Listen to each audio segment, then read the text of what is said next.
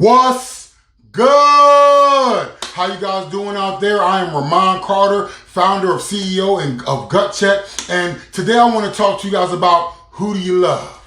Yeah, who do you love? Yeah, who do you love? Being a little silly there, but it's a serious question. Who do you love? You know, all throughout social media, all throughout when I go out, I hear everybody talking about you gotta have self-love, self-love, self-love, and everybody is screaming self-love. But I wonder how many people are practicing, right? How many people are practicing? How many people are disciplined in self-love? When you think about love, you think about your children, you think about your wife or your husband, your family, and you think like, if anybody touched my kids, man, it will be a problem. If anybody touched my wife or my husband, it will be a problem. If anybody, did any harm to my friends or family, people that I truly, truly love, it will be a problem. Well, why is it not a problem when you do things that hurt you?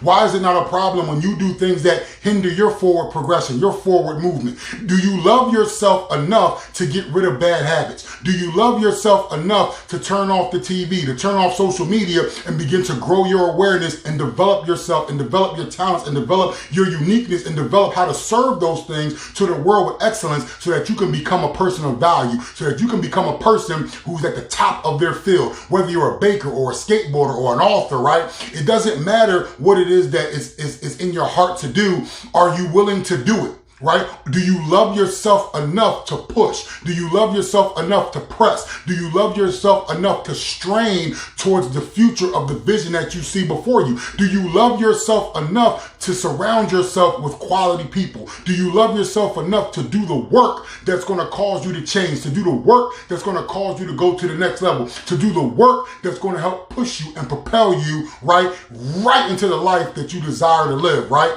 And that's the question. Who do you love? Who do you love? Who do you love? Do you love yourself enough to put the work in? That is the question. Because for our loved ones, we go to jobs that we hate so that we can have lights and warm water and good food in the refrigerator, right? For our loved ones, we'd give our lives for them. For our loved ones, we might even take a life for them.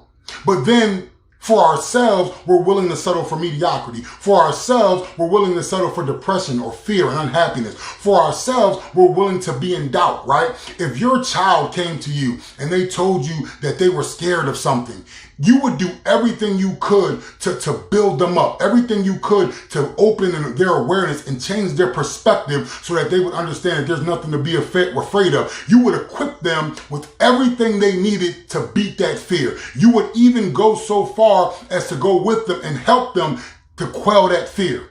But for ourselves, we want to stay in fear. For ourselves, we want to stay in doubt. For ourselves, we'll stay in lack. We'll stay in depression. We'll stay in mediocrity. We'll tell ourselves what we can and cannot do. We'll be afraid to dream bigger and dream greater. We won't put the work in. Then even if we have a dream, we won't put the work in to do what it is that we need to do. That's not self-love.